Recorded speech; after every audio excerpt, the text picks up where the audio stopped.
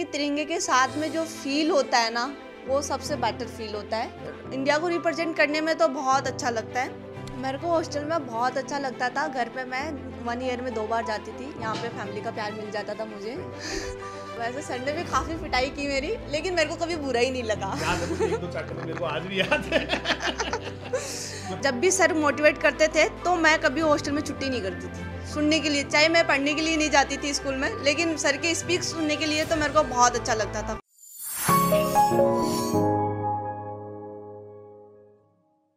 Hello dear students, युवा साथियों, बुजुर्गों, नौजवानों, सभी को जय हिंद, जय राजधानी। मैं डॉक्टर रमेश यादव, राजधानी एजुकेशन ग्रुप पचकोड़िया जॉबनेट जयपुर से। और आज हम जहां बैठे हैं, जिस जगह बैठे हैं, वहां पर है मेरी प्यारी बिटिया। और जहां एक और स्टूडेंट इस उम्र में ये सोचते हैं कि मैं उस कंपटीशन की तैयारी करूं, मैं वहां जाऊं, मैं वो वाला जो है जॉब करूं, या इस तरह से अपना जो है ना कैरियर सेट करूं, वहीं हमारे बीच में जो गुड़िया बैठी है वो अपने आप में एक बहुत बड़े जुनून को पाल के बैठी है। क्योंकि ये वो वाला जुनून इसने पाला है, वो वाला जीवन का मकसद बनाया है, जहां एक आम आदमी तो केवल सोचने मात्र से घबरा जाता है। मतलब उसको दिमाग में उसका सिहर उड़ता है जब नाम लेते हैं जो जुनून इस बेटी ने पाला है, इस बच्ची ने पाला है। तो आज हमारे बीच बहुत ही सुपर और डायनेमिक पर्सनैलिटी, और छोटी सी उम्र में बहुत बड़ा मुकाम हासिल करने वाली, और अभी तो पूरे दुनिया को, पूरी सृष्टि को अपने आप को साबित इसको करना है। लेकिन अभी तक इस उम्र में जो मुकाम, वो भी अपने आप में बहुत बड़ा एक मुकाम है। और ये बिटिया हमारे बीच है, रेखा चौधरी, और ये है राजधानियन। 2 साल राजधानी में पढ़ी है, और उसके बाद दिमाग में किस तरह से क्या बातें आई, क्या रहा, हम इसी बारे में बात करेंगे। तो रेखा चौधरी बिटिया हमारे बीच है, जो एक्चुअली एक माउंटेनियर है। मैंने कहा ना, माउंटेनियर नाम सुनते ही आदमी का दिमाग, आदमी का जो जिस्म है उसमें सिहरन हो जाती है। क्योंकि माउंटेनियर का मतलब कोई छोटा सा पहाड़ चढ़ना नहीं होता है। बहुत ऐसे ऐसे पहाड़ कभी आपने टीवी में देखे होंगे, कभी आपने जो है कहीं और सिनेमा में देखे होंगे। तो बहुत बार आपने उन पहाड़ों को, उनकी बर्फ़ की जो ढके हुए पहाड़ होते हैं, जो सीधे स्टीप होते हैं, बिल्कुल सीधे होते हैं, वहाँ पर चढ़ाई करना अपने आप में एक बड़ा चैलेंज होता है। और फिर ऊपर से एक बिटिया अगर ऐसा डिसीजन लेती है तो वो चैलेंज बहुत बड़ा बन जाता है। क्योंकि भाई हैं कि एक बच्चा जो है वो कहीं भी जा सकता है किसी भी तरह से, लेकिन बहुत सारी इस तरह की जो बातें हैं, दकियानूसी बातें, उनको दरकिनार करके बिटिया ने ये फैसला किया है। और अब तक 2 बहुत बड़ी चोटियों को इन्होंने, 2 बहुत बड़ी पीक्स को इन्होंने विजय किया है, वहाँ पर चढ़ी है, वहाँ पर गई है। तो एक बहुत बड़ा जो है इनका अचीवमेंट है। और जल्दी ही बहुत बड़ी दूसरी जो इनके लक्ष्य है वहाँ भी ये जाने के लिए तैयार है, वहाँ भी मानसिक रूप से हर प्रकार से तैयार है। और जल्दी ही आपको बहुत बड़ी खबर मिल सकती है, बहुत बड़ी जो है खुशखबरी सबको मिल सकती है। तो इस तरह की बिटिया हमारे बीच है, और बड़ा राजधानी का सौभाग्य है कि 2 साल आप राजधानी में रहे, हॉस्टल्स में रहे, और एक आदर्श बेटी के रूप में आपने अपने आप को साबित किया है। तो हम इनसे बहुत सारी बातें जानेंगे। और सबसे पहला मेरा क्वेश्चन सिंपल है, जो मैं इनसे जानना चाहूँगा कि परिवार में ऐसे कौन कौन लोग हैं, परिवार में ऐसे कौन है जो माउंटेनियर है या जिन्होंने पहाड़ पे चढ़ाई की। सबसे पहला क्वेश्चन मेरा बिटिया से यही है, रेखा बिटिया से। जय राजधानी सर, सभी दर्शकों जय राजधानी। मेरी फैमिली में माउंटेनिंग में तो कोई नहीं है, लेकिन स्पोर्ट्स में सारे हैं। पापा जी मेरे बीएसएफ के अंदर है, दीदी मेरी दिल्ली पुलिस के अंदर है, भाई मेरा रेलवे के अंदर है, मम्मी मेरी हाउसवाइफ है, गाँव में ही है, मैं गाँव से बिलोंग करती हूँ। कौन सा गांव बेटा? गांव एग्जैक्टली कौन सा है और कौन सी तहसील जिले में आता मेरी है? तहसील तो दूदू है, गांव साली है, जयपुर डिस्ट्रिक्ट है मेरा। तो बिटिया कह रही है भाई माउंटेनियर तो कोई नहीं है, सारे जो फैमिली वाले हैं वो कोई फोर्स में है, कोई पुलिस में है। तो एक अच्छा यूँ कह सकते हैं कि एक माउंटेनियर वाला भले ही चाहे नहीं हो, लेकिन एक सपोर्टिंग बैकग्राउंड है। क्योंकि जब आदमी बाहर निकलता है, पापा जी बीएसएफ में है, बहुत बढ़िया पोस्ट पे है, भैया जो है वो भी बड़ी पोस्ट पे है, दीदी जो है वो सब इंस्पेक्टर है, केवल मम्मी जो है वो हाउस वाइफ है, बाकी सारे के सारे लोग जो है ना बहुत। तो वहाँ से एक जो खुलापन है, एक जो अच्छी मेंटली जो सपोर्ट है वो ज़रूर मिलता है निश्चित रूप से। अब मैं बेटी से जानना चाहूँगा कि पहली बार आपके दिमाग में ये ख्याल कब आया कि नहीं मुझे माउंटेनियर बनना है? जैसा मैंने कहा कि इस उम्र में स्टूडेंट्स जो होते हैं वो कैरियर जो है ना, कैरियर बनाने के बारे में या जॉब के बारे में सोचते हैं, या कोई इस तरह का भाई मुझे थोड़ा सुरक्षित हो जाए मेरा लाइफ, इस तरह की बातें सोचते हैं। तो इसके बारे में आपके दिमाग में कब ख्याल आया कि नहीं मुझे तो माउंटेनियर बनना है, मुझे तो जो है पर्वतों पे चढ़ाई करनी है, एक बहुत बड़ा चैलेंज जो है ना उसको एक्सेप्ट करना है? तो ये ख्याल बेटा आपके दिमाग में सबसे पहले कब आया? ये ख्याल 2018 में सर जब मेरे को अरुणिमा के स्नेह के वीडियो दिखाते थे, तो मेरा मन में ऐसा करता है कि यार मैं भी कुछ अलग करूँगी। उसके बावजूद मैंने दीदी को डिस्कस किया कि दीदी मेरे को माउंटेन के रिगार्डिंग बताओ और मेरे को ना माउंटेनिंग करनी है, मेरे को इस फील्ड में जाना है। तो दीदी बोली कि हाँ ठीक है। मैं दीदी को बोली कि दीदी हो सकता है मेरे से, तो दीदी ने बोला अरे क्यों नहीं हो सकता, तू तो रमेश जी सर की स्टूडेंट है, सर कुछ भी कर सकते हैं तो तू भी कुछ कर सकती है। फिर मैंने बोला ठीक है दीदी, आप उनके मतलब माउंटेन के रिगार्डिंग सर्चिंग करो और फिर मेरे को बताओ कि कहाँ पे। फिर दीदी ने सर्चिंग किया तो दार्जिलिंग के अंदर मेरे को सीट नहीं मिली, इंडियन सीट नहीं मिली। तो दीदी ने बोला कोई बात नहीं, अपन फॉरेनर सीट पे ख़रीद लेते हैं। तो मैंने 14,000 की जगह 56,000 रुपये दिए थे 1 मंथ के। मैंने फॉरेनर सीट खरीदी। फिर मैं 28 दिन की ट्रेनिंग की थी वहाँ पे। 11 दिन की तो दार्जिलिंग के हेरा फेरी किया था, जो दार्जिलिंग की सबसे ऊंची चोटी है ड्राइव, उसमें मैंने जीता था। सेकंड बात, 11 दिन वहाँ पे कंप्लीट हुए मेरे दार्जिलिंग के अंदर। फिर हमको नॉर्थ सिक्किम के अंदर लेके ट्रैकिंग मेरी चलती रहती थी, समस्या आती रहती थी। फिर मेरे को रमेश जी सर का ख्याल आता था, सर भी तो कुछ भी कर सकते हैं। उसके फिर मेरे में जुनून आता था। फिर मैं बहुत अच्छा करती थी, मेरी परफॉर्मेंस भी काफ़ी अच्छी रही इंस्टीट्यूट में भी। मेरे को फिर रोप का कैप्टन बना दिया, 9 रोप का। फिर बाद में मेरे को ऐसे पूछते थे मैडम कौन सी स्कूल से हो। मैं बोली सर बहुत बड़ी स्कूल से हूँ मैं जो राजस्थान में, ऐसे आप रेलवे स्टेशन में पूछ लोगे ना किसी को भी तो भी ऐसे बोलोगे अरे राजधानी से तो सर बोले कि अच्छा मैडम जुनून अच्छा है आप में।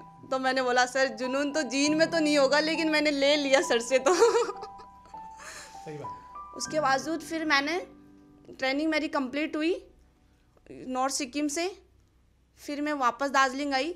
फिर मेरे को सर्टिफिकेट से मतलब नवाजा गया था और मेरे आउटडोर के अंदर गोल्ड मेडलिस्ट टीम है। जबरदस्त। फिर यही सवाल उठता था बार बार, मैडम इतना जुनून कहाँ से लेके आते हो मैं एनी टाइम सर के वीडियो देखती थी।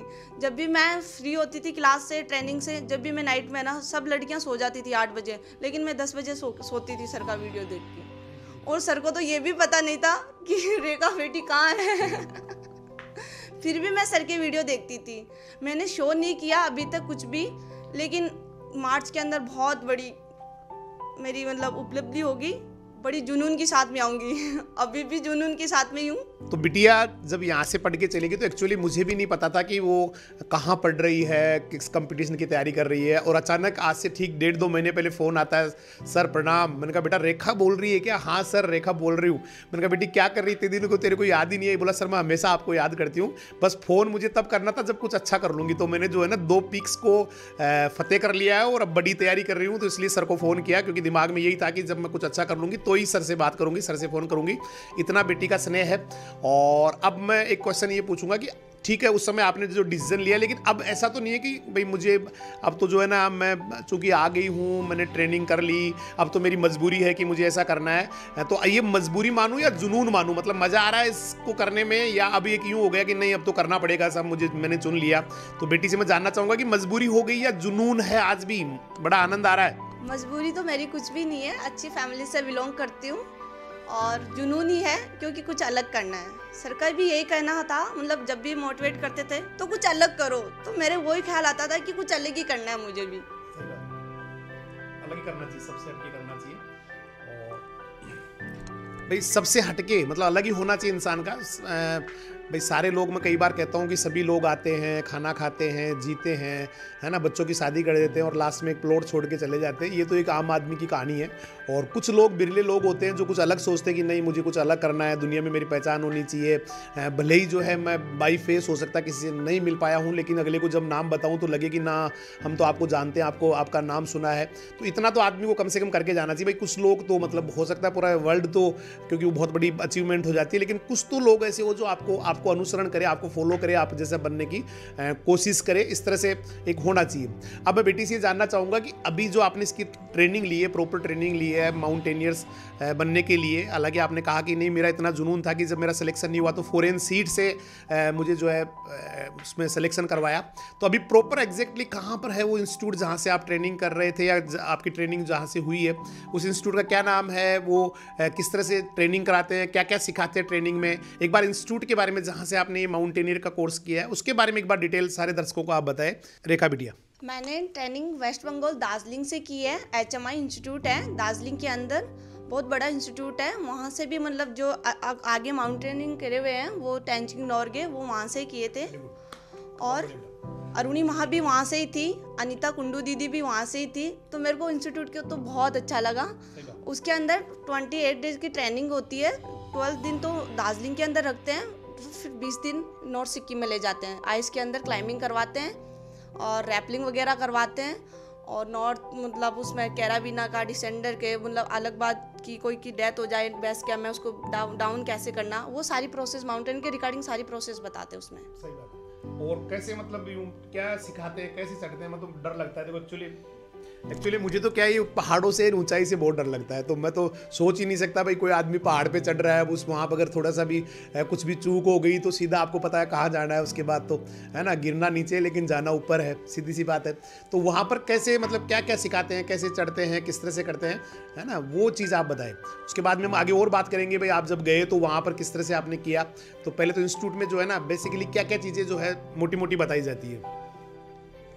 वहाँ पे सारा सेट पहनाते हैं, कमर के अंदर हार्डनेस सेट बोलते हैं उसको। उसके अंदर कैराबिना लगाते हैं जो रोप के अंदर डालते हैं, ऊपर चढ़ जाते हैं। फिर उसमें जैसे जूमिंग करवाते हैं तो जूमर यूज़ करते हैं, और यदि किसी को क्लाइंब करवाते हैं तो डिसेंडर यूज़ करते हैं। और हेलमेट तो कॉमन हो गया उसमें। और जैसे आईसेक्स यूज़ करते हैं जो क्लाइंबिंग करने के लिए। पैरों के अंदर फिंगर पहनते हैं जो फ्रंट मारते हैं, बहुत कम मतलब बहुत ज़्यादा भारी होते हैं। और शूज़ आइस वाले पहनाते हैं। और उसमें रुकसुक भी यूज़ करवाते हैं, उसमें सारे सामान रहता है, sleeping bag, rappelling jacket, feather jacket और कुछ खाने पीने का सामान, सारा मतलब 25 डे मतलब वेट हो जाता है उसमें। उसको लेके चढ़ना 25 किलो वजन को लेके चढ़ना होता है, बहुत बड़ी बात होती है। चलिए मैं अब सबसे जो इम्पोर्टेंट क्वेश्चन है, क्योंकि हर दर्शक ये जानना चाहेगा कि रेखा दीदी ने जो है कहाँ मतलब किस किस पीक को अब तक सबमिट किया है, मतलब कौन कौन से पीक पे आप चढ़ चुके हैं। तो एक बड़ा अच्छा वाला क्वेश्चन है कि अभी तक आपने कौन कौन से पीक को किया है और वो कहाँ पर है, और उनकी एक्चुअल हाइट जो है कितनी है, कितनी हाइट तक आप जो है उनके ऊपर जा चुके हैं, या कितने हाइट पर उनका फाइनल जो पीक है वो कितने हाइट का है। तो ये एक बड़ा एक अच्छे वाला क्वेश्चन है जो हर व्यक्ति, हर जो दर्शक है वो जानना चाहेगा कि अब तक कौन कौन सबमिट किए और कितनी कितनी उनकी हाइट रही है। मैंने फर्स्ट में रैनॉक पीक किया है जो बेस कैंप से 16,207 फीट है, और मेरा बेस कैंप है 14,500 फीट। उसमें बहुत प्राउडली फील होता है, ऐसा लगता है कि इंडिया को रिप्रेजेंट कर रहे हैं बहुत ज़्यादा। और मेरे को तो बहुत अच्छा लगता था वहाँ पे मैंने जब फतेह किया था रैनॉक पीक, तो मेरे को तो सर की बहुत याद आती थी, वहाँ पे भी सर की बहुत याद आती थी सर की एक बात आती, कुछ नया करो, बस हट के करो, कुछ नया करो। ये सर का जुनून मेरे में तो मतलब खून में बहता था कि हाँ कुछ नया करना है मुझे। तो वहाँ पर जब आप रैनॉक पीक पे गए, या दूसरा पीक मुझे तो नाम भी याद नहीं हुआ उनका, इतनी हाइट पे आप गए हैं, 16,000 फीट है, 14,000 14,500 फीट है, तो वहाँ पर क्या क्या एक्चुअल में क्या क्या समस्या आती है कि जो माउंटेनियर होता है उसको क्या क्या परेशानियाँ आती है, किस तरह का जो है ना दिमाग में एक, क्योंकि मैंने तो कहा ना मुझे तो नाम से ही डर लगता है, इनकी पीक के नाम से ही डर लगता है, मेरा तो बिल्कुल लकवा मार जाता है, बॉडी पे पूरा खून जो है वो जम सा जाता है। तो वहाँ पर क्या क्या समस्या आती है जब आपने पीक पे चढ़ाई की, तो कैसी कैसी परेशानियों का सामना करना पड़ा, किस तरह की जो है ना स्थितियाँ बनी, क्या रहा मतलब उनका एक्सपीरियंस, थोड़ा सा उसके बारे में बताइए। हमारा ऐसा प्लानिंग थी कि कल रैनॉक पीक सबमिट करना है, तो नाइट में 5 बजे स्नोफॉल होती थी, उसके बाद में आइस गिरती थी बहुत ज़्यादा, तूफान भी आते थे, और मतलब कोई किसी की बीपी हाई हो गई उसको डाउन करने में ले जाए, चलो वो पीक नहीं करेगा, अदरवाइज खाने में प्रॉब्लम आती थी, वही लाइन लगती थी राजधानी की जैसे मेरे को तो एक्सपीरियंस बोलता वो तो सर वहाँ पे तो। और फिर रैनॉक पीक करते थे तो नाइट में प्लानिंग होती थी कि कल कैसे जाना है, कितने का रोप बनेगा, कितने का ग्रुप बनेगा, कैसे चढ़ना है, कौन से मतलब वेरियम यूज करना है। उसके बावजूद सर मतलब अपने अपने रोप को कैसे संभालना है, रीडर मैन कैसे, किसका क्या रोल होगा, आगे कौन होगा, पीछे कौन होगा, बीच में कौन होगा, ये बताते हैं वहाँ पे। और सर मेरे साथ में इंस्ट्रक्टर थे ट्रेनिंग के अंदर, तो ज़्यादा प्रॉब्लम नहीं आई। और फिर अब तो आगे तो सब प्रॉब्लम तो सामना तो करना ही पड़ेगा तो बहुत ही मतलब डरावना सीन होता था जब रस्सी के सहारे आप चढ़ रहे हैं, वो पता नहीं क्या क्या लगा के चढ़ रहे हैं, एक स्टीप बिल्कुल सीधी खड़ी पहाड़ी पे चढ़ रहे हैं, कभी थोड़ा सा कई बार जो है ना थोड़ा ढाल भी मिल जाता था, तो वहाँ तो थोड़ा सा दिक्कतें कम आती होंगी, लेकिन जहाँ सीधा ही चढ़ना होता है यूँ करके, आपने कभी देखा होगा मूवीज़ वगैरह में, मैं तो देख के डर जाता हूँ किस तरह से कितनी उस पर होता है। और नीचे जब आदमी देख लेता है, भाई मैं तो नीचे देख लेता हूँ, कभी कभी पहाड़ों में घूमने जाता हूँ तो नीचे देखने पर मुझे लगता है पता नहीं कुछ दिख ही नहीं रहा नीचे। तो ऐसी स्थिति में बेटा आपने बहुत ज़बरदस्त वाला सबमिट किया है वहाँ। अच्छा, मैं थोड़ा सा ये जानना चाहूँगा कि एक जो पर्वतारोही होता है, एक माउंटेनियर होता है, उसका वास्तविक लक्ष्य क्या होता है, मतलब वो क्यों पर्वतारोही बनता है, उसका क्या, जैसे भाई एक आईएएस का एक लक्ष्य होता है कि नहीं मैं देश में जो है ना बहुत अच्छा सुशासन लाऊंगा, बहुत अच्छा एक माहौल करूंगा। एक टीचर का उद्देश्य होता है कि मैं आने वाली पीढ़ी को बेहतरीन बनाऊंगा, आने वाली पीढ़ी जो है वो बहुत अच्छी बने, क्योंकि देश की कर्णधार पीढ़ी होती है। इसी तरह से हर एक कोई ना कोई जो जॉब है या कोई ना कोई जिसने भी कोई प्रोफेशन चुना है उसका कोई ना कोई मकसद होता है। तो एक वास्तविक जो माउंटेनियर होता है, पर्वतारोही होता है, उसका जीवन का वास्तविक लक्ष्य क्या होता है? क्या केवल पहाड़ों पे चढ़ना होता है या और कहीं भी कुछ करना होता है? मैं जानना चाहूंगा बेटी से।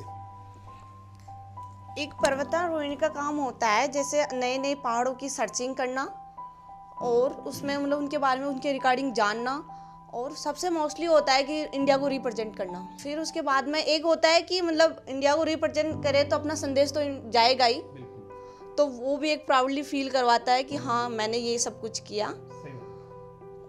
नए नए पहाड़ों के बारे में जानना, नए नए एक्सपीरियंस लेना, क्या किसमें कौन से पहाड़ कुछ ड्राई होते हैं, कुछ आइस वाले होते हैं, आइस में कैसे मतलब मुश्किलें आती है, ड्राई में कैसे मुश्किलें आती है, कैसे मतलब धूप वूप होती है, और आइस के अंदर कैसे स्नोफॉल होता है। जैसे पीक सबमिट कर रहे हैं तो स्नोफॉल गिर रही है, आइस भी गिर रही है, आइस भी पिघलती है, तो बहुत सारी प्रॉब्लम आती है। तो मतलब एक जो पर्वतारोही होता है, माउंटेनियर होता है, उसके जीवन का मकसद होता है कि वो नई नई जगह खोजे, क्योंकि बहुत सारे ऐसे पहाड़ है जहाँ पे आज भी लोग केवल उनको देखते हैं, पहाड़ है, लेकिन उसके ऊपर क्या है, उसके आगे क्या है। तो वो जो जगह होती है वो नई नई चीज़ें होती है, उसको खोजना एक बहुत बड़ा मकसद एक माउंटेनियर का होता है। इसके साथ साथ ही विषम परिस्थितियों में कैसे आदमी जी सकता है, कैसे एक पूरा जो है ना जुनून भी आदमी को सीखने को मिलता है, संघर्ष भी सीखने को मिलता है ना, इस तरह की स्थितियाँ होती है। अब मैं थोड़ा बेटी से जानना चाहूँगा एनसीसी के बारे में। अमूमन हम देखते हैं कि एनसीसी, नेशनल कैडेट कोर, तो वहाँ पर केवल बॉयज़ का ज़्यादा वो आधिपत्य रहता है, लेकिन बिटिया जो है वो एनसीसी में भी रही है और बहुत अच्छी कैडेट रही है, क्योंकि बहुत एक यूँ कह सकते हैं स्टूडेंट लाइफ में अगर आदमी को कैसे जो है एक आर्मी का जीवन होता है, किस तरह से एक आर्मी वाले की लाइफ होती है, या कैसे एक ट्रेनिंग होती है आर्मी की, वो एक स्टूडेंट लाइफ में कभी हो तो वो एनसीसी देती है। तो एनसीसी में भी आप रहे हैं, तो एनसीसी के बारे में आपका क्या ख्याल है, या क्या एक्सपीरियंस रहा वहाँ जब आप गए एनसीसी के जो कैंप्स वगैरह में, या जहाँ ट्रेनिंग होती है, या जहाँ आपने ज्वाइन किया, तो कहाँ ज्वाइन किया, क्या एक्सपीरियंस रहा, कैसे लोगों से आपका वास्ता पड़ा, कैसे आपके कोच सर रहे, इनके बारे में मैं बिटिया से जानना चाहूँगा। तो एनसीसी के बारे में थोड़ा खुल के बताइए बिटिया। इसी में जब मैंने ज्वाइन किया था, एडमिशन लिया था कॉलेज में, लाल बहादुर शास्त्री कॉलेज तिलक नगर के अंदर, जयपुर के अंदर, तो सर मेरे को ऐसा लगा था कि शायद रिटर्न अपना क्लियर नहीं होगा तो एनसीसी में अपना मतलब नंबर नहीं पड़ेगा, सिलेक्शन नहीं होगा। तो उसके बावजूद मैंने रिटर्न दिया तो सारी गर्ल्स बोल रही थी अरे यार हमने तो ये कर रखा, मैंने तो ये तैयारी, मैंने बोला देखो मैंने तैयारी तो की है लेकिन मेरे को पता नहीं कि मेरा होगा नहीं होगा, लेकिन मैं बहुत अच्छा करूँगी। फिर मैंने रिटर्न दे के निकल रही तो फिर लड़कियाँ बोली हमारे तो ये क्वेश्चन अच्छे थे, मैंने सोचा हमारे तो हुए भी अच्छे नहीं थे तो मैं क्या बोलूँ, मैं तो निकल के घर चली गई।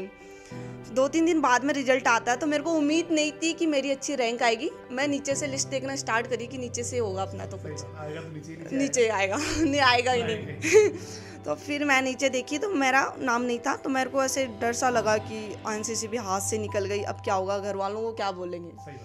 तो मैंने जिस काम के लिए एडमिशन लिया, एनसीसी के लिए कॉलेज में एडमिशन लिया, वहाँ पर अगर लिस्ट में नाम नहीं मिले, नीचे से देख रहे तो बड़ा एक डर तो लगना ही था। और दीदी का ऊपर से प्रेशर था क्योंकि मैंने अजमेर ली थी एडमिशन, मैंने ट्रांसफर करवा लिया आर्यू कॉलेज के अंदर। तो दीदी बोल रही थी तेरे को अजमेर ठीक है तू है, तो उनका भी थोड़ा गुस्सा जाहिर था मेरे ऊपर, तो मेरे को डर था।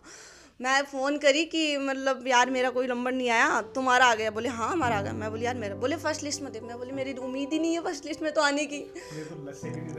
मैं तो मैंने देखा तो मेरी फर्स्ट रैंक थी रिटर्न में, मेरे को अचंभा हुआ कि ये क्या हुआ। फिर बाद के अंदर मेरे को सारे बोले कि यार तू तो बोल रही थी तेरे तो अच्छे ही नहीं हुए क्वेश्चन। मैंने बोला अच्छे तो नहीं हुए लेकिन पता नहीं मेरे को कैसा है, जब भी मेरे को ऐसे डाउट हो रहा है कि मेरी फर्स्ट रैंक कैसे आ रही है।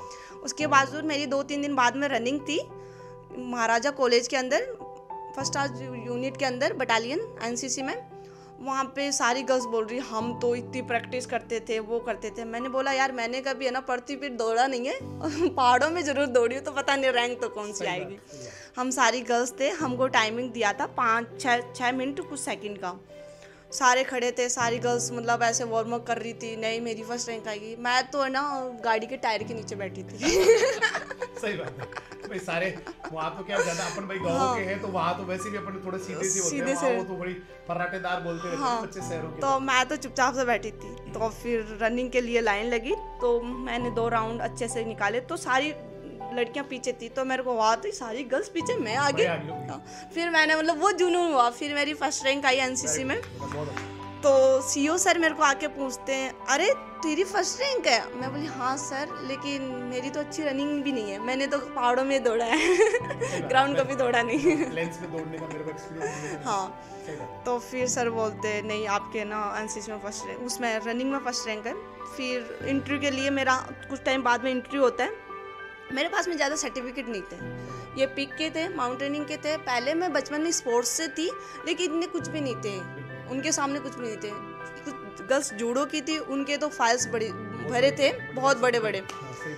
फिर बाद में लाइन लगी हुई थी, मेरा फर्स्ट इंटरव्यू था, मेरे को बोले कि उसकी जिसकी फर्स्ट रैंक आई रनिंग में उसको बुला के लेके आओ। फर्स्ट इंटरव्यू था, तो मैंने सोचा फर्स्ट में तो पता नहीं क्या क्या पूछेंगे, गलती हो गई फर्स्ट रैंक लाते तो।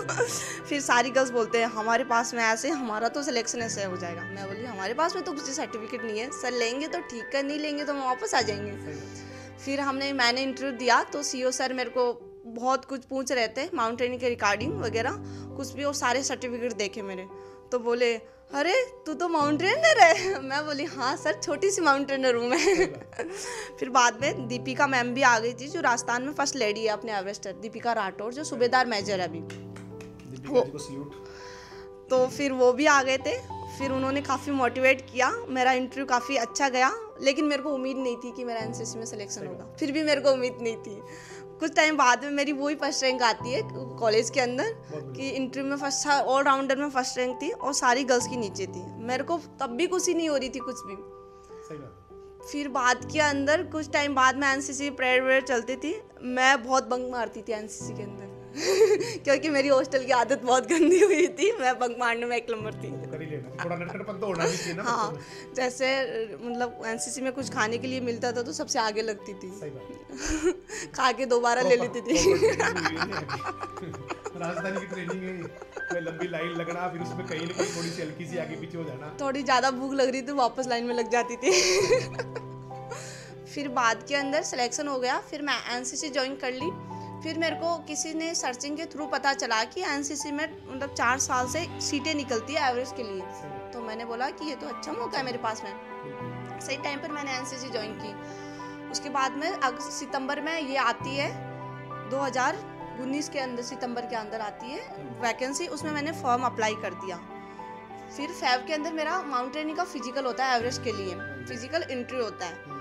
इंटरव्यू होता है तो मेरे को तब भी उम्मीद नहीं थी, ऑल राजस्थान के बच्चे थे, बिल्कुल उम्मीद नहीं थी कि मेरा सिलेक्शन होगा।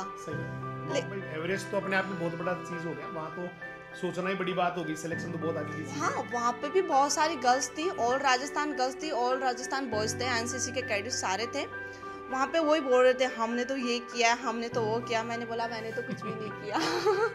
तो सही बात है, मेरे घर वालों का, माता पिता का, गुरुजनों का आशीर्वाद, मैंने तो कुछ नहीं किया। फिर बोलते हैं कि चलो ठीक है, रनिंग के लिए प्रिपरेशन कर लो। तो मेरी वहाँ पे 5 किलोमीटर रनिंग में फर्स्ट रैंक थी। 5 किलोमीटर बहुत बड़ी बात है। फर्स्ट रैंक थी, सारे ऑल राजस्थान के बच्चे दौड़ रहे थे। फिर मेरे को सिक्किम के सीओ सर आए थे इंटरव्यू लेने के लिए और सिलेक्शन के लिए। तो मुझे उन्होंने एक ही चीज़ पूछा, सारे बच्चे बोल रहे थे हम एवरेस्ट ये ऐसे करना चाहते हैं, मेरी मम्मी का सपना है, वो सपना है, हमारा मतलब जुनून है। मैंने बोला कि मैं तो तहसील रोड मॉडल बनना चाहती हूँ। फिर मेरे को सीओ सर ने पूछा कि 12th कहाँ से की, तो मैंने बोला सर राजधानी स्कूल से की, मैंने राजधानी स्कूल फाउंडा पचकोड़िया से। बोले वहाँ से क्या सीखने को मिला, इंटरव्यू में मेरे को ये भी क्वेश्चन पूछा। मैंने बोला वहाँ से तो बहुत कुछ सीखने को मिला, वहाँ की सोच ही नहीं सकती, वहाँ से मतलब इतना सीखने को मिला कि आज मैं यहाँ पहुँच गई।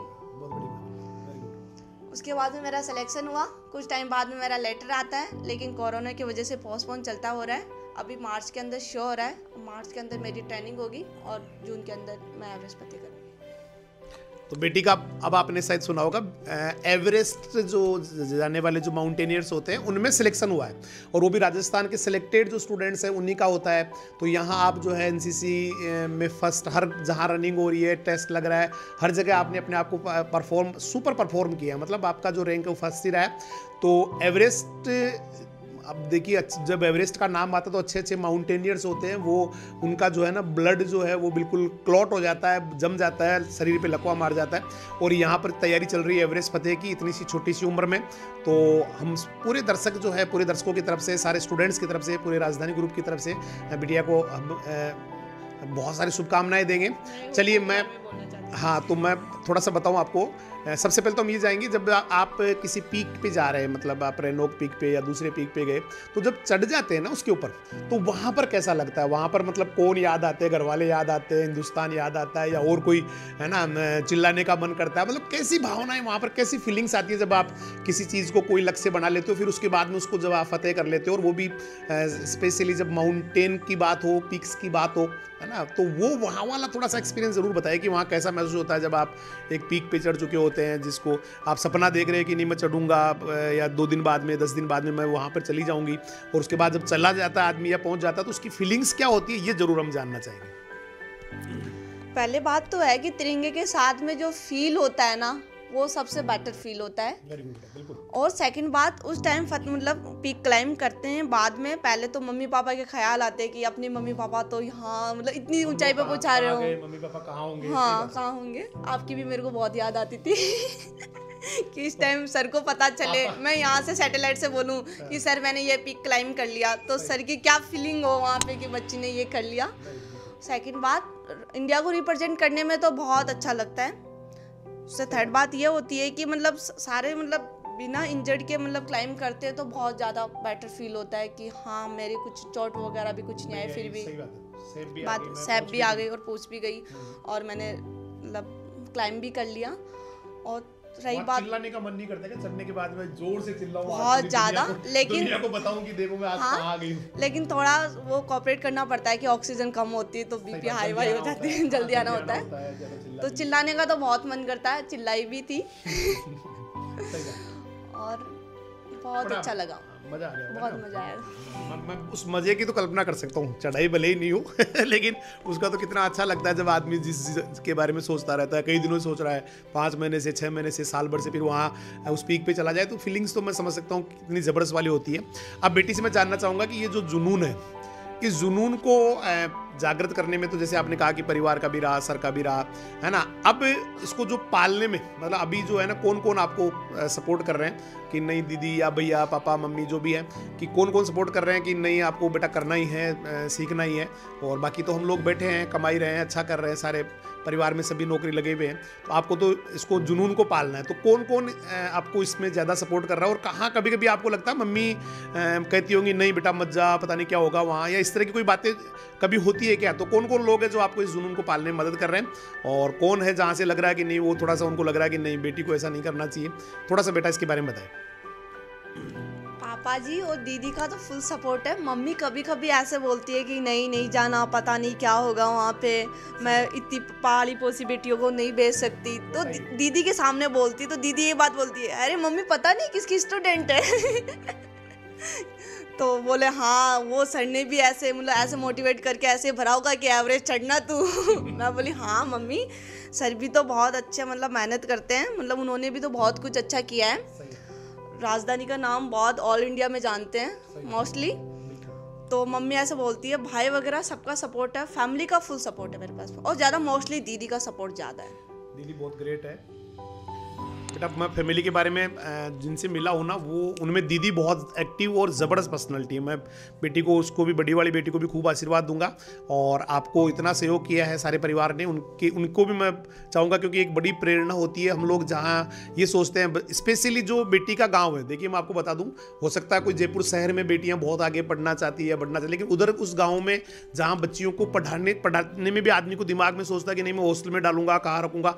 बेटी ने जो है ना ज़्यादातर एजुकेशन अपनी हॉस्टल हॉस्टल में की। उसके बाद में आज भी जो सारा माउंटेन का ये जो माउंटेनियर का है वो सारा बाहर ही रहना होता है। तो इतना बिलीव करना बेटी पे और बेटी का उस बिलीव पे खरा उतरना एक बहुत बड़ी बात होती है। और उन व्यक्तियों के लिए, उन परिवारों के लिए तो ये बहुत बड़ी प्रेरणा है जो सोचते हैं कि नहीं बेटी की तो हमें जो है ना 10वीं 12वीं पढ़ानी है, उसके बाद में शादी कर देनी है।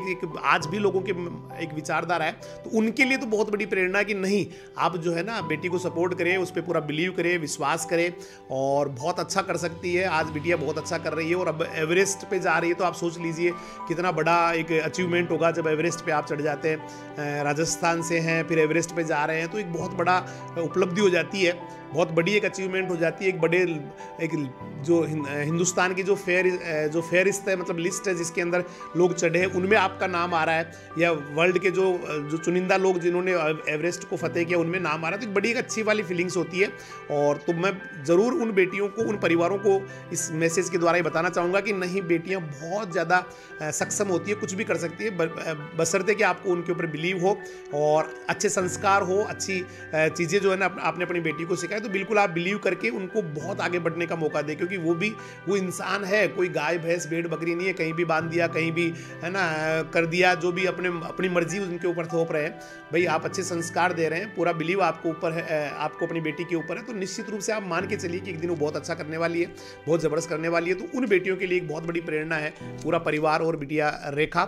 और अब मैं जानना चाहूँगा, ये बार बार करिए, मैं हॉस्टल के बारे में बोलना चाहूँगी कि हॉस्टल के बारे में मैं खुद ही बोलना, तो मैं चाहूँगा बेटी आप 2 साल राजधानी एजुकेशनल ग्रुप पचकोड़िया, राजधानी फाउंडा पचकोड़िया के हॉस्टल में रही है, गर्ल्स हॉस्टल में रही है और 2 साल तक यहाँ पढ़ी है, 11th और 12th यहाँ से किया है। तो हॉस्टल के बारे में आपके क्या विचार है, इंस्टीट्यूट के बारे में क्या विचार है, इंस्टीट्यूट के जो टीचर्स हैं उनके बारे में क्या विचार है, या हॉस्टल के जो वार्डन है, मतलब पूरा परिवार ही नीचे रहता है, बच्चियों का ऊपर हॉस्टल है, नीचे पूरी फैमिली रहती है, तो उनके बारे में बिटिया का क्या ख्याल है, ये मैं ज़रूर जानना चाहूँगा। मेरे को हॉस्टल में बहुत अच्छा लगता था। घर पे मैं 1 ईयर में 2 बार जाती थी। यहाँ पे फैमिली का प्यार मिल जाता था मुझे। तो मतलब मेरे को बुलाते थे घर वाले, लेकिन मैं जाती नहीं थी क्योंकि मेरे को यहाँ पे अच्छी खासी फैमिली मिल रखी थी, बहुत अच्छी मिल रखी थी। और वैसे सर ने भी काफ़ी पिटाई की मेरी, लेकिन मेरे को कभी बुरा ही नहीं लगा। याद है मुझे, 1-2 चाटे तो मेरे को आज भी याद है। लेकिन मेरे को कभी बुरा ही नहीं लगा, कभी मेरे को ऐसे ही नहीं बोला। चाटे नहीं थे, वो मेरा बेटिया के प्रति लाड था, प्यार था, बहुत ही मतलब नटखट है ये। तो कभी कभी जैसे कोई नहीं पढ़ी या कुछ ऐसे, तो मैं कभी कभी जो है ना इसको डांट दिया करता था। एक आधा चाटा भी मुझे याद है आज भी, है ना। लेकिन मुझे अच्छा लग रहा है, मेरी बिटिया जो है ना बहुत आगे निकल गई। हाँ, सर के चाटे भी खाए मैंने, सर की डांट भी खाई, एनी टाइम डांट खाती रहती थी मैं सर की, और चाटे भी मैंने बहुत खाए। नहीं, बहुत खाए। एक है थोड़ी याद है मेरे को, किसी को पूछ लो। वो लाड प्यार था, वो जरूरी होता है, वो संस्कारों में आता है ना, उससे बच्चा बहुत अच्छा होता है, बहुत अच्छा सीखता है ना, ऐसे। चलो फिर मेरे को जब भी सर मोटिवेट करते थे तो मैं कभी हॉस्टल में छुट्टी नहीं करती थी सुनने के लिए। चाहे मैं पढ़ने के लिए नहीं जाती थी स्कूल में, लेकिन सर के स्पीच सुनने के लिए तो मेरे को बहुत अच्छा लगता था। कभी भी मैं सर के मतलब कुछ भी मिस नहीं करती थी। सर कुछ भी बोलते थे मैं आराम से सुनती थी। सर पढ़ाई के भी बोलते तब भी सुनना पड़ता था मुझे। सही बात। और सर के मतलब सारी टोटल फैमिली बहुत अच्छी है, माँ भी अच्छी है, दादाजी भी अच्छे हैं। दादाजी के डायलॉग भी मैंने बहुत सुने हैं। कभी कभी तो आंसू आ जाते थे मेरे सुनते सुनते, लेकिन सर बोलते थे कोई ना, दादाजी तो अपने। सर की फैमिली बहुत अच्छी है, माँ भी बहुत अच्छी है, ग्रेट। माँ तो माँ होती है। और स्कूल में प्रिंसिपल सर भी, सारे स्टाफ अच्छे लगते हैं मेरे को, सारे सपोर्टेड थे। सर भी सपोर्टेड है, कुछ भी प्रॉब्लम आती थी सर को बोलो सॉल्यूशन, अपन प्रॉब्लम लेके जाओ, सॉल्यूशन सर के पास में। दवाई थी, मतलब एक मेडिसिन मान सकते हैं अपन सॉल्यूशन की। तो और रमेश जी सर का तो बहुत सपोर्ट रहा, एनी टाइम मोटिवेट करते थे। तो मेरे को अलग सा ऐसा सोचती थी यार, जुनून है, सर तो भी तो इतने अच्छे कर रखे हैं ना सब कुछ। सर भी अपनी कहानी बताते थे, जब मैं भी ऐसा सोचती थी कि अपनी भी कहानी सेम है, लेकिन सर ने भी इतना अच्छा किया तो मैं क्यों नहीं कर सकती इतना अच्छा। कैसा बढ़िया, अच्छा बहुत अच्छा लगा हॉस्टल में तो। और मैं पहले ओल्ड हॉस्टल में रहती थी तो किचन के अंदर दही भी खाने आ जाती थी कभी कभी। मैं ये सोचा था मेरे किचन में क्यों नहीं आ रही, इतनी देर की बातें कर रही, किचन वाली बातें क्यों। लेकिन ये क्या किचन का मतलब मेस वाले किचन नहीं, जो घर का किचन होता है ना। बेटियां यहाँ क्या कि परिवार की तरह रहती है, तो जब भी उनको लगता है भूख लग रही तो किचन में जाके कुछ भी खा लिया, जो मिला वो ही खा लिया, फ्रिज में कुछ मिला वो उठा के खा लिया। तो मैं यही सोचा देर से किचन में क्यों नहीं जाती। और मॉर्निंग के अंदर माँ बिलोना करते रहती थी, तो मेरे को मक्खन खाने का बहुत शौक था, तो मैं माँ को इशारा कर देती थी ऊपर से कि हाँ, कि मैं कटोरी लेके आ। नहीं तो सारा मक्खन खत्म हो जाएगा। कि मैं कटोरी लेके आ रही हूँ, माँ मेरे को थोड़ा सा डाल देना, तो माँ बोलती थी आजा ठीक है डाल देती हूँ, इशारा कर देती थी। हाँ माँ तो कुछ भी मना नहीं, आंटी वगैरह भी कुछ भी नहीं बोलते थे, कुछ भी खा लो। कभी चूल्हे की रोटी खाने की इच्छा होती थी तो आंटी जी को इशारा करती थी रोटी दे दो रोटी खा, तो आंटी जी बोलते नहीं आ जाओ आप नीचे ही खा लो। और सर के साथ में भी काफ़ी टाइम से मतलब ऐसे खाना वाना खाया, सर भी हमारे साथ में। हाँ लेकिन आप सर मेरी थाली में नहीं बैठते थे। मैं हमेशा बैठता था, झूठ बोल रही हूँ। हमेशा बच्चों के साथ खाना खाता हूँ तो किसी के साथ भी सारे बैठ के ऐसे खा लेते थे। नहीं मेरे साथ में कभी नहीं बैठे। अच्छा हाँ। कोई संजोग ऐसा रहा। लेकिन सर बैठते थे तो मैं देख के नहीं बैठता हूँ भाई कौन बैठी है। हाँ, बस लेकिन मैं आ जाती थी आंखें बंद करके भाई किसी भी जो भी खा रही है उसके साथ बेटा किसी साइड में जाके बैठ के और खा लेता था साथ में, ऐसे होता था। लेकिन मैं सर थोड़ी दूर बैठती थी, मैंने सोचा डर लगता था पहले ना। हाँ बहुत डर लगता था, लेकिन अच्छे भी लगते थे मुझे आप। सही बात। अच्छा था, डर तो ऐसा लगता है कि कहीं चाटे वाटे नहीं मारते।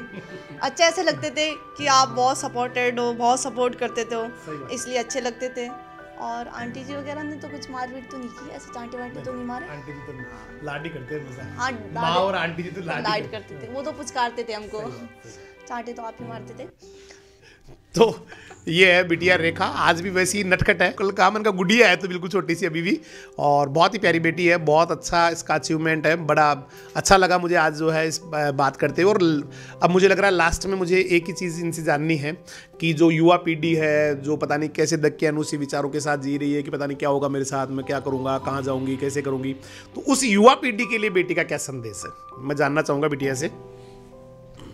युवा पीढ़ी के ये संदेश है कि कुछ भी कर सकते हैं, कुछ चीज कठिन नहीं होती, कुछ चीज हार्ड नहीं होती, जो मन में ठान लिया वो हो सकता है। सही बात है। चाहे कितना ही कमजोर हो, मेरी भी मतलब पढ़ाई इतनी अच्छी नहीं रही, मैं भी वीक ही थी, मेरी भी इतनी खास परसेंटेज नहीं थी, लेकिन मेरे दिमाग में ये था। कितनी थी 10th की 12th की बता भी, 10th में कितनी बढ़ा के आई थी और 12th में कितनी बढ़ाई? मेरी 10th में थी 50%, 12th में थी मेरी 70%। राजदीन में आके बहुत कुछ सीखने को मिला मुझे। सही बात। और युवा पीढ़ी के लिए कुछ भी नया करो, दुनिया कुछ भी बोले, लेकिन अपना क्या है परफॉर्मेंस वो साबित करो कि मैं ये कर सकती हूँ। मैंने भी यही किया था जब मैं मतलब इसके लिए अप्लाई की थी माउंटेनिंग के लिए, तो मेरे को भी ऐसे मतलब मम्मी को बोले कहाँ भेज रही है लड़की को, वहाँ चल जाएगी क्या, वहाँ तो बंगाली रहते हैं, बंगाल में तो चाइनीज़ रहते हैं, पता नहीं कुछ भी हो सकता है, तो कैसे भेज सकती है। तो मम्मी ऐसे बोलती थी, मम्मी भी थोड़ी नर्वस हो जाती थी, लेकिन फिर ये की बात होती थी, अरे मम्मी मैं किसकी स्टूडेंट हूँ पता है तो एनी टाइम आप भी थे वहाँ पे, याद लेते थे फैमिली के अंदर, तो ये बात चलती थी। घर वालों के भी दिमाग में बैठा हुआ था मैं, मम्मी पापा सबके जब भी ये लगता कि नहीं ये कमजोर है तो सीधा ही बोल देते भाई किसकी स्टूडेंट भूल गई, कि सर का नाम भूल गई, बस उसके बाद फिर जुनून आ जाता था। हाँ, बार मेरे को बताती हूँ। ऐसा ही मेरा मतलब जैसे मतलब एवरेस्ट में सिलेक्शन हुआ तो मैं जाके उसके बबूल के नीचे रोने लग गई और दीदी को फ़ोन बोली, मेरे को पता नहीं क्या क्या पूछेंगे, तो दीदी वहाँ पे भी ऐसे बोली कि पता है तू किसकी स्टूडेंट है। वो इतने बोलते हैं कि मतलब कुछ भी बोल रहे हैं, लेकिन है ना सब सुनते हैं उनकी। सही बात।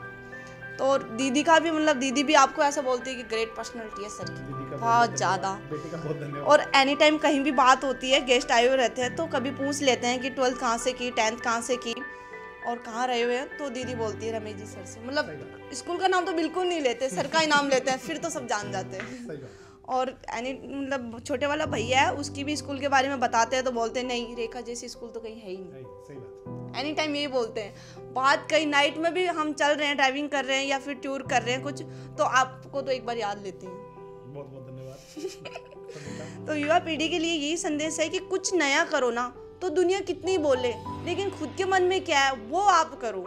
ऐसा नहीं है कि दुनिया बोल रही है तो पीछे 2 कदम पीछे, दुनिया बोल रही 2 कदम आगे रखो। दुनिया का मुंह मतलब कुछ टाइम के खुला रहेगा, बाद में आप कुछ भी अच्छा करोगे तो अपने आप चुप हो जाएगा। मेरे फ्रेंड्स के भी बहुत सपोर्ट रहा है मेरे पास में हॉस्टल में। खुशी भी मेरे को मोटिवेट करती थी। खुशी तो यहाँ आई हुई है, एक बार बताऊंगा, खुशी आई हुई है। अच्छी फ्रेंड थी हॉस्टल के अंदर, हमेशा हम एक दूसरे को कॉम्प्रोमाइज़ करते थे। किसी को भी अगर नर्वसनेस होती थी स्टडी को लेकर तो एक दूसरे को सपोर्ट करते थे बहुत। और सर को याद करते थे कि सर भी तो बोलते हैं ना अपन मोटिवेशन में कि कभी भी अपने आप को ऐसे कमज़ोर नहीं समझना चाहिए। सही बात। तो ये कुछ भी कर सकते हैं। हाँ, तो ये बिटिया है, दोनों बहुत अच्छी सहेलियां हैं और दोनों ने कल पहले खुशी आ गई। इनका देखो प्लानिंग क्या है, पहले खुशी आ गई, इसने बिल्कुल नहीं बताया भाई रेखा आ रही है। 1-2 घंटे हम आराम से आराम से हम बातें कर रहे हैं, बैठे हैं बाहर धूप में बैठे हैं, फिर बाद में छाया में बैठ गए, बातें कर रहे हैं पूरी पुरानी। लेकिन एक बार भी इसने नहीं कहा। फिर अचानक ही जैसे मेरी क्लास चल रही है, अचानक दोनों जनी आके खड़ी हो गई सामने, है ना। बिल्कुल आपने देखा हो कल वाली क्लास में, शाम को जो दोपहर वाली क्लास थी उसमें लास्ट में दोनों बेटियां एक साथ ही आके, मुझे लगा ऐसे कैसे क्या प्लानिंग थी, बोला सरप्राइज देने में थे सर आपको। तो ये बहुत एक अच्छा होता है। दोनों सहेलियां आज भी ये कह रही, हम दोनों आज भी जो है ना एक दूसरे से बात करती है, एक दूसरे के सुख दुख की बात करती है, जब भी कोई एडवाइस लेनी होती है तो बात करते हैं। तो इस तरह का दोनों बेटियों का जो है स्नेह है, तो बहुत अच्छा लगा सभी को। मुझे लग रहा है शायद ये जो इंटरव्यू है ये स्पेशली उन बेटियों के लिए, उन परिवारों के लिए जो समझते कि नहीं बेटियां कुछ नहीं कर सकती, बेटियां बहुत कुछ कर सकती है, उन सब के लिए एक बहुत बड़ा प्रेरणा मेरे हिसाब से ये रहेगी। और आप जो है ना, आपकी बहन है, आपकी बेटी है, आपकी बच्ची है, तो उसको बहुत मोटिवेट करें, क्योंकि बच्चियां वाकई अगर हम बच्चों का और बच्चियों का आज देखें तो बच्चियां ज़्यादा बेहतरीन कर रही है, क्योंकि उनका पूरा फोकस जो है ना वो केवल मकसद पे होता है। बच्चे तो फिर भी कई बार दिमाग में कुछ और बातें चलती रहती है, मुझे वो भी करना है, उसको पीटना है, उसको लाना है, उसको है ना सलटाना है, निपटाना है, ऐसे रहता है। लेकिन बेटियों के तो दिमाग में केवल एक ही रहता है कि नहीं मुझे अच्छा करना है, मुझे पढ़ना है। तो आप बिलीव करें अपने बच्चियों पे, बेटियों पे, और अच्छा करते रहें, बेहतरीन करते रहें। इन्हीं शुभकामनाओं के साथ सभी का बहुत बहुत धन्यवाद। नमस्कार, जय हिंद, जय राजधानी।